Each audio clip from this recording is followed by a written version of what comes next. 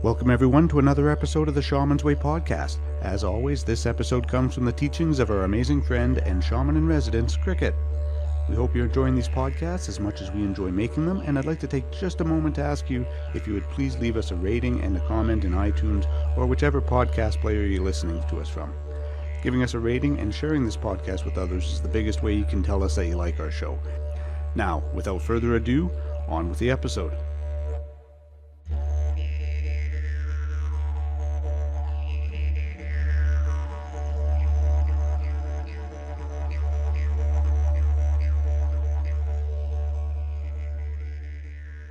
Well, hello everybody, and welcome back to Shaman's Way.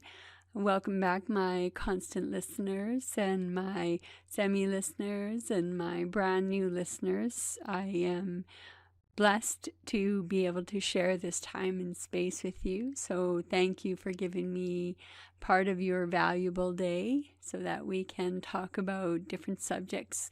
Today, we are going to talk about reality. Well, I'm going to talk about reality. What you'll do is listen and perhaps even argue with me how I may be right and or say, yeah, that makes sense if I'm getting you.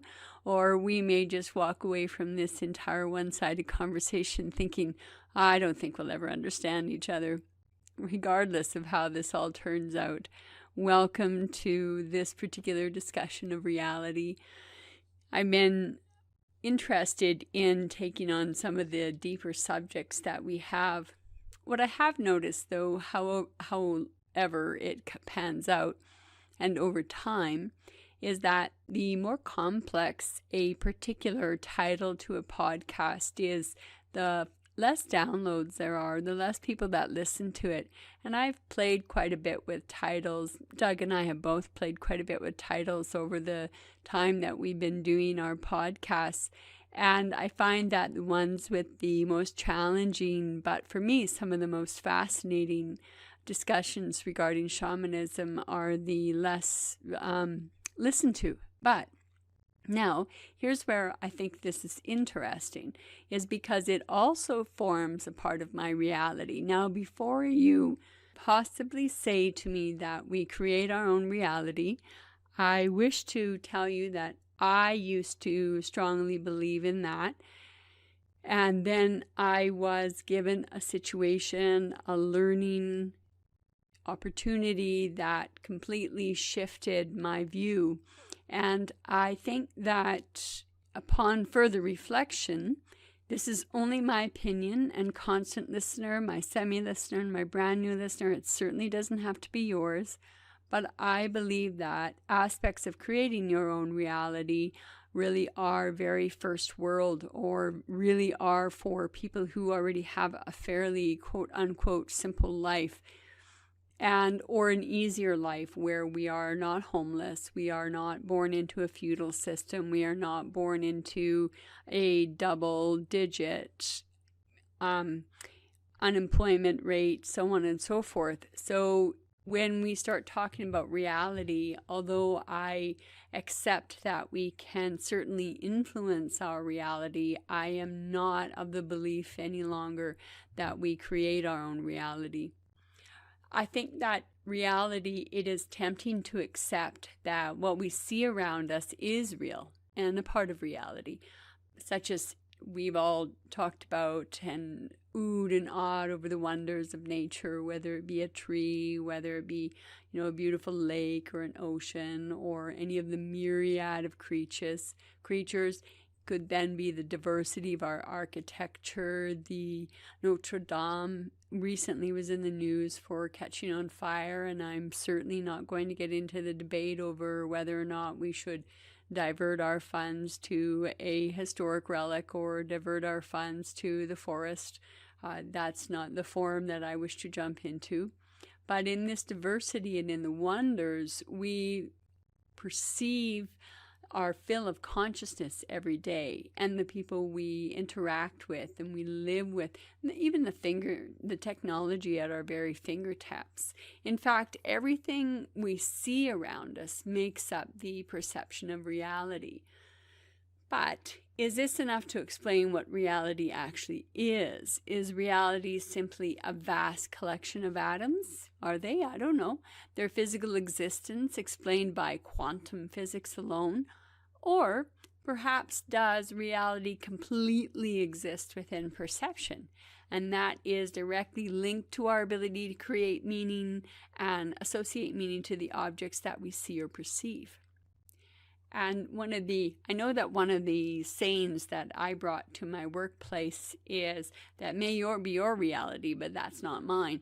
What I find interesting is the number of years of being in this particular workplace. I noticed this coming out of other people's mouths, and I think I've mentioned this before, but I do find it kind of amusing that a very simple phrase such as, well, that may be your reality, or this happens in my reality, not necessarily yours, has opened up, and even if it's just an internal dialogue as to what is reality, perhaps by a group of people that have not pondered reality, perhaps in the same sense, i.e. shamanism, i.e. mysticism, i.e. animism, that I have. Maybe they've, referred to it from a philosophical perspective or other perspective. I don't know.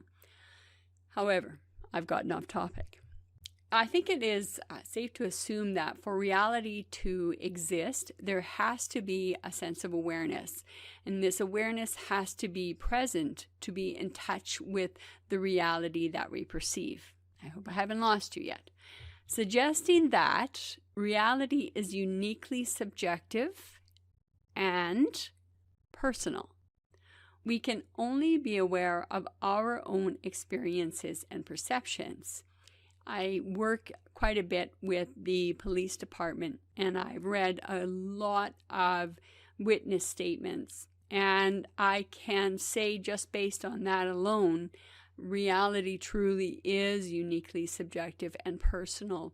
When I have treated families over the years, one sibling, second sibling, a mom, and an uncle all have a very unique perception of the reality that they all lived within.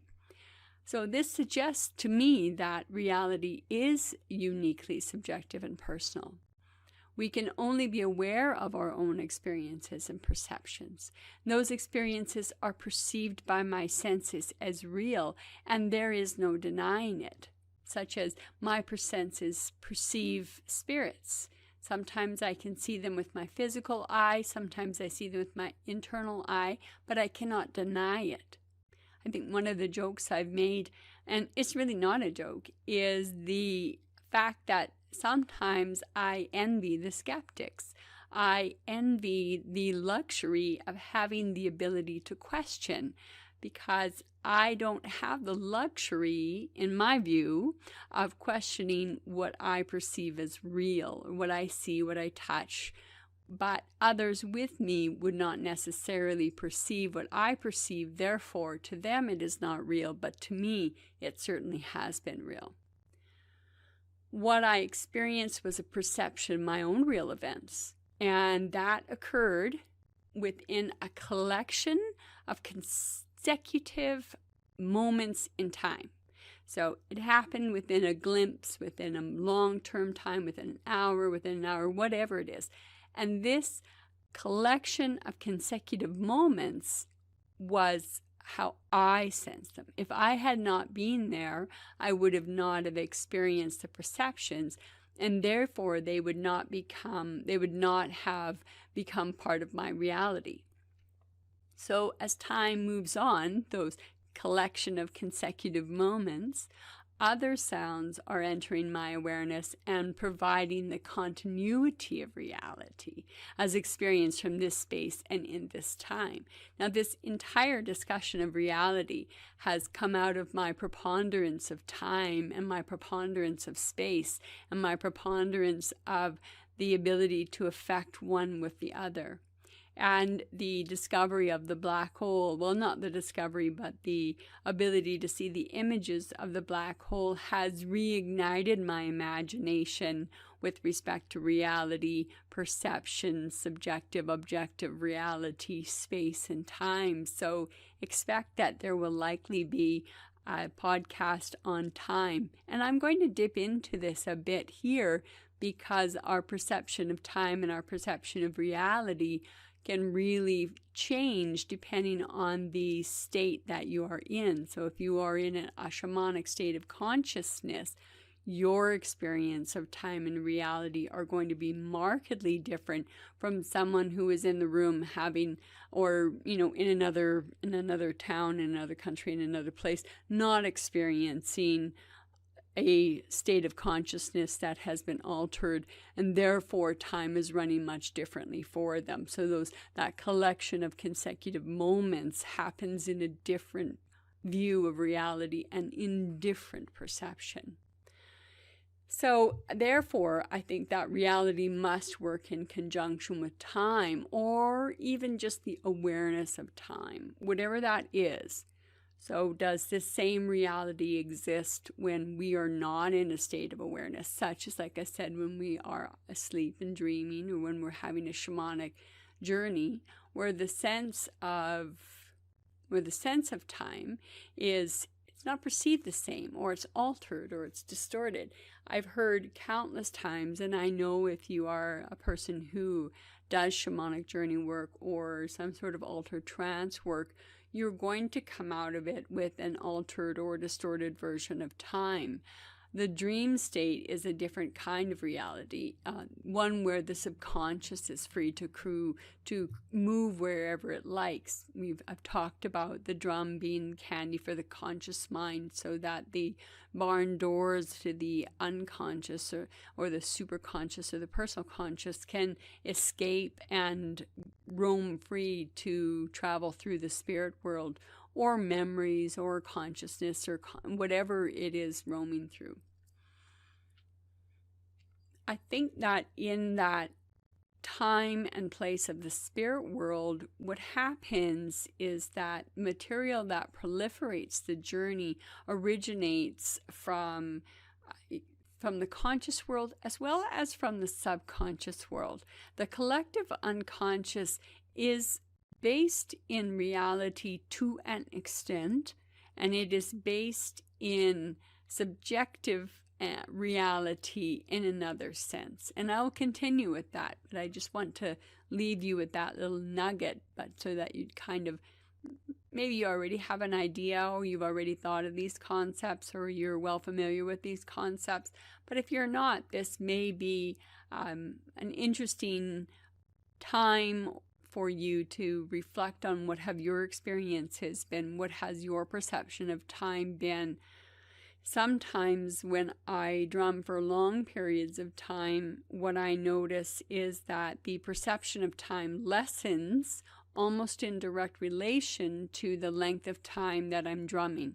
So if I'm drumming for 7 minutes, I will come back and people will say, oh, that was a very quick journey. If I drum for 30 minutes, I will hear people come back, well, that just felt like 2 minutes. So I wonder if the deeper you're in, or the more entranced you become, the more disconnected you become to that time, or the perception of time. So as the perception of time alters, your relationship with time therefore also has to alter. Now, I know that dreams are different, and we've talked about dreams before. I've talked about psychoanalysis before. You know that Jung is one of my go-to human beings. Mr. Hillman is also one of my go-to human beings. A number of other that I won't name because I have many times. Well, they'll often tell you that your dreams are created from your past experience, and they're often associated with feelings and emotions that cannot be formed, if we use new material we've never experienced before. So everybody believes that, the average person believes that the dreams are created from the reality of the world we live in, and they can't actually create new things. I don't necessarily see that for people who are prophetic dreamers or people who have amazing visions within their dreams. I think there's a difference in dreams between dreams with a small d and big dreams, capital D dreams. And I think that those dreams are the ones that bring us some of the best music in the world, bring us some of the most fascinating stories, bring us some of the most amazing designs in architecture, or the creation of a new instrument or implement that we have needed. Our ancestors, they must have really been in touch with a very creative force if you consider some of the technological advances that our ancestors made, the incredible brickwork that they have done, the water drainage work that they have done. So although I can believe that our small dreams come from our experiences, I think our big dreams come from somewhere else. Some of these big dreams appear surreal and perhaps unfathomable, but the core of the dream material is usually, as we've talked about, is rooted in what we've experienced, although it's presented in highly confusing scenarios. I really like to break down my own dreams and other people's dreams. Perceiving objects and concepts that cross our path, both unconscious and conscious, exist because we place a value on them. Now, this I think is very interesting. What do we place a value on? Do we perceive or keep contact or maintain curiosity with something that we place no value in? So we are moving through this world by giving differing ratings, if you like. So some things within your consciousness will rate higher than others because there's a stronger meaning value to them. You're going to miss your SO, your significant other, more than you're going to miss your enemy, right? Really, let's just talk about stronger meaning value. So if no value is afforded, then these objects are not perceived by our systems. But I would hazard a guess that's quite rare. So although, some of us are very hypervigilant, but we were trained as children or even as adults to be hypervigilant if we don't feel safe. And then there are those people who I just call them, I dated someone once and just called them oblivio. And that was how they functioned in the world, and it worked perfectly for them. There was no relationship to details or any other things. So I'm not sure in that sense if objects are perceived by their sensory systems in the same way. I think our behavior patterns and our neural pathways also can give us an idea of what value or something is not value. Objects that tend to have no value are those that are clearly not within our sphere of influence and therefore not part of our reality. For instance, I know that there are millions of trees in northern Alberta. I know because I've seen photographs, I've seen film shot from bush pilots, and I've walked among some of the most beautiful forests in northern Alberta. Now, I can freely choose to pick one of those trees as an object that I want to include in my reality. But while I'm convincing myself that it still stands in that beautiful forest in northern Alberta, I don't have evidence that it still exists because my awareness is not continually monitoring its existence, unless I have, a game trail camera on it or whatever. So this particular tree already may have been cut down recently and converted into planks and now is for sale in some, hardware store somewhere. If I carried on that it's still part of the forest, then I'm suffering a delusion. Dare I even say a wish fulfillment, because I really dislike trees being cut down. But I believe that still survives despite the dubious and lack of proof of its existence. So that specific tree cannot be part of my reality. I'm meaning to say that I have no access to perceive it because I live in a different part of the province. So here we come to that fine line between belief and perception. How can I perceive an object when I don't even know that it still exists? Good questions. ones with very long answers, to be quite honest. But I know that I like to keep my discussions with you, constant listener, at a very brief time. So I will certainly extrapolate on this in another podcast. So everything we detect with our waking sense creates a relationship with the world and the objects within it. But these objects can exist without sentient beings making sense of them. If a sentient being, i.e. my office mate or one of my children, didn't explain to me certain aspects of the technological world that I live in, it wouldn't make any sense to me. So a sentient being is making sense of something that I don't really understand. Take a footstool as an example, because I have lots in my house. I can see that as an object. It exists. It takes up space underneath the small table in my kitchen. I can see it. I can touch it, and if you kick it across the floor because it has rubber on the bottom of it, it makes a certainly endearing, annoying noise. So there is no doubt that the footstool definitely exists in the real world, three-dimensional, occupying time and space. But would it exist if I couldn't detect it with my own senses? Think about it. It would be pretty difficult to know it was there if it could not be seen, felt, or used, or I stubbed my toe on it, would it?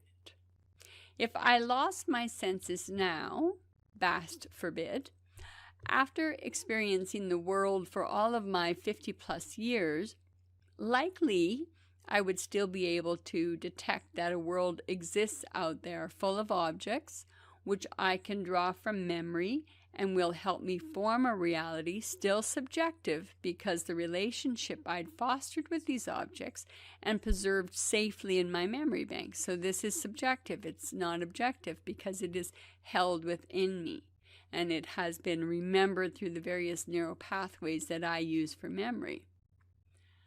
I can draw from memory, and again, it can help me form a reality. I have fostered so that relationship that I have with that object. Any new objects that are created and occupy my sphere of influence will not become part of my reality because there was no way for me to sense their presence. Or maybe not. I mean, that's a pretty blunt way of putting it, but there are many other ways to perceive it. But right now, all I'm talking about is reality based within some very loose and very elemental definitions. So bear with me, my deep thinkers. Bear with me. With no communication with others or the ability to create a relationship with this object that I've never seen or perceived, because remember, I've lost all my senses, and whether or not I would recover psychologically from that or how long it would take me to recover is a whole other topic. Not for today. So with no communication with others or the ability to create a relationship with that object, obviously it simply doesn't exist in my reality. Reality would be non-progressive to me. So it would be stuck in the same reality permanently. How is our reality created in the first place? I think that's a very interesting question. And I think if you just take it from a strict reality is XYZ in a quote-unquote normal perspective, whatever that is, and then you place it over top of a person such as maybe yourself who has experienced reality in all sorts of ways. So you have experienced spirits, or you've experienced premonitions, or you've experienced being an empath. So there's lots of ways that we can create our reality. Not create our reality, but perceive our reality in the sense of the different senses we have. So we learn to identify objects we encounter and very quickly, too, attach linguistic attributes to them. And that creates the world that we call a reality. How complete this world is depends on the amount of consciousness a person has access to. I think that's really quite true. How complete the world is does depend on the amount of consciousness a person has access to. And that can really be affected by a number of things. It can be affected by whether or not a person wishes to live just in the 3D reality of time, space, and perception. Or if that person has a disadvantage, whether they're born with a disorder that only allows them to have a certain amount of consciousness or only allows them to perceive something, one thing at a time. So, there are many variables, but this may be, a truth with variations. Some people, God has blessed them, go through life with little awareness of what is going on around them. And I mean really going on around them, failing to notice the minute details that lie within perception that sometimes get overlooked, moments lost forever, never to be recaptured. Perceiving objects in our awareness helps us to ground them into our reality. So we could take that to be perceiving objects in our awareness. What if when I look around a person's room, one of the things that I look at is their knick-knack and bric-a-brac. I look at, is something there in their space because it appeals to them from a personal perspective? Does it give them joy? Or is it there because it fits from an architectural perspective? Is a person's space reflective of the internal space? Is the external space reflective of the internal, and vice versa? Sometimes yes, sometimes no. So the perception of objects in our wellness and how they ground in our reality, what we do then is we fit them into category-based memory. And that is essential if one is to function in everyday situations. So category-based memory. The traffic lights, that's category-based. Stop, the brake, and the gas, again, category-based memory. Working on this computer or that computer, operating from that perspective. It is perfectly obvious to me that we're all capable of labeling these objects in our own unique way. For me, for instance, when I watch a program on my television, it's not just the material from the program that creates the entire picture. I have other unique investments. I want to see, I really enjoy a quirky sense of humor. That is something that constitutes a complete concept of that television program for me. Really good writing. I'm not really a comedy fan because I don't always appreciate tension, because usually there's a beginning tension and an end for jokes or for something that's funny. I prefer stories that have a beginning, a middle, and end, instead of a joke which has, a trauma and then a joke, or something and then a joke. So that's just my reality. That's not really anyone else's reality. So whatever it is, you watching a television program or you watching a movie or reading something, it will not have that private emotional attachment as part of the whole concept. So someone else may of course have a special attachment to what they're watching, and you have a different relationship to what you're watching or not watching, right? Whatever you're doing. I have a different relationship to drumming than other people have a relationship to, because I have an emotional attachment to it. It is part of my whole concept of self and my whole concept of reality. So these objects may communicate personal significance to me, but my personal meanings may be different than yours. And it may sound strange to write about an emotional attachment towards an inanimate object, but we as a species love to possess things and feel something for them. Emotional attachment to an inanimate object is actually very common. I think about some of the drums that I own and some of the rattles. I definitely have an emotional attachment to them, even though they are inanimate. I have an emotional attachment to various things in my life, although as I age, I tend to have less and less emotional attachment to objects, more and more emotional attachment to relationships and to spiritual reality. So I think that can also progress through time. So what do we use to help us perceive reality? Well, our senses. namely our eyes, our ears, our sense of touch, our sense of smell, help to confirm that objects are real and exist as solid objects. Some of them aren't solid, like ideas or concepts, and what a group of people once used their mental structures to create them or to formulate and test them, and finally made others aware of their existence.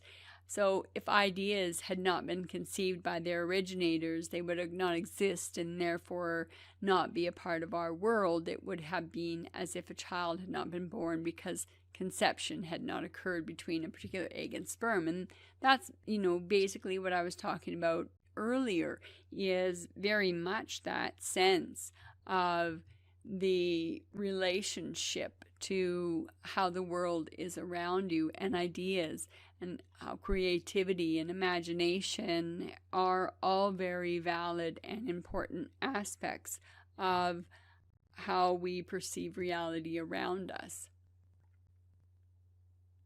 Historically speaking, reality to us doesn't stay in the same place. Though it's locked in time, if we are able to time travel, it doesn't have the solid properties, one that can be touched, prized, or kept.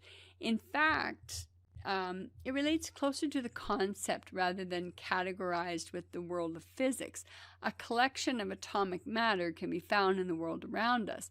Its properties shift because of changes in society and technology and other progressive elements, but species create the world we live in, and a relatively small proportion of us succeed in making significant impact on instigating important or changes. One of the people that comes to mind for my world is Maria Sabina.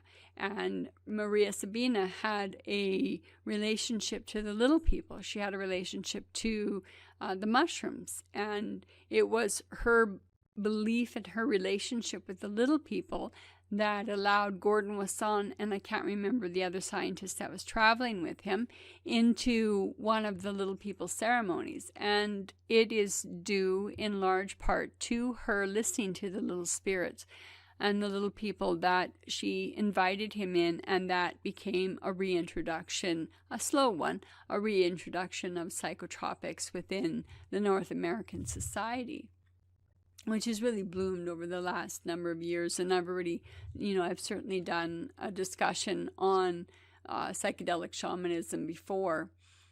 I think in essence, what I really want to draw from an important part of what we're doing is that reality is subjective as much as it is objective. I think that when we perceive the world as something that we can and or cannot influence, then I believe we perceive a different type of relationship, or even a relationship alone with the world. When we take into consideration that our realities are based on our perceptions, then I think we can also accept that different people have different perceptions of reality. My reality is not your reality, and your reality is not mine. I don't know how I would function if my reality had to do with things that I find, monotonous and incredibly boring, and yet other people could come into my life and find my life something that they really don't want as part of their reality.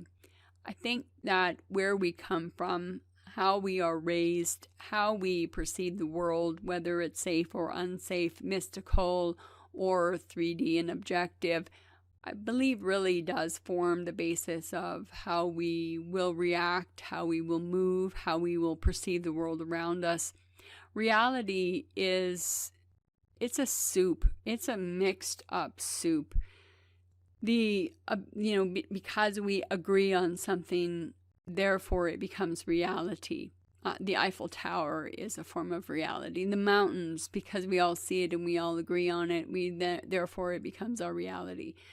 the world tree in the spirit world for me is an agreed upon reality, because shamans and healers from all over the world and different types of medicine people from all over the worlds have been traveling to the collective unconscious, to the spirit world, and have all traveled to the world tree, the world mountain, the axis mundi. And if they hadn't, it wouldn't be in that collective reality, in the unconscious reality. The unconscious reality also creates the archetypes, and the archetypes become a real manifestation of personality. So that therefore becomes another part of our subjective reality. Who are the archetypes that ruin?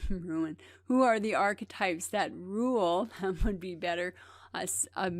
Influence or subject you to XYZ in your life. And that too is objective and subjective. Not everybody believes or accepts or has even heard of archetypes. Not everyone experiences the world as you do. And not everyone, I know this for a fact, perceives the world the same as I do. When I look at a person, I don't know what you see, but I know that I see a complexity. There's nothing simple when I look. Well, no, a leaf, can be fairly simple. Calm waters, when I look at it, that can be fairly simple. But the complexity of the world around me is not lost upon me, even if my mental meanderings are simplistic in and of themselves in that moment. I think that I subject myself to complexities because I believe that my reality and everyone's reality is very complex, even if it is extremely simple. There are so many things that go on that influence our reality, our perceived or unperceived reality. Just because I don't perceive of it doesn't mean it's not there. I may not perceive a person in a dark jacket, in a leather jacket with sunglasses and shaggy hair. I may not perceive that person because I don't feel danger emanating from a person in that stereotypical getup. Yet another person may project fear upon that person because of their subjective reality, that these people who fit that stereotype are dangerous. People who journey to various worlds are, very important to me in my world, and yet I do recognize that there are many people who would never take a journey to the alternate worlds. And in my reality, I can't imagine not traveling to the other worlds if I've already experienced that there are other worlds. I can't imagine staying in just one. So the reality of this podcast is I have gone over my usual 30 minutes and have subjected you to the reality of my mental meanderings, some of them intellectual, some of them not intellectual, some of them well thought out, some of them not well thought out. But to my constant listeners, thank you for always giving me the time for my tangents and my off-the-mark meanderings. To my semi-constant listeners, thank you for tuning in once again, and I hope you provide me with feedback or questions or whatever you like, obviously. And to my brand new listeners, thank you for staying to the bitter end. Thank you for sharing your attention with me.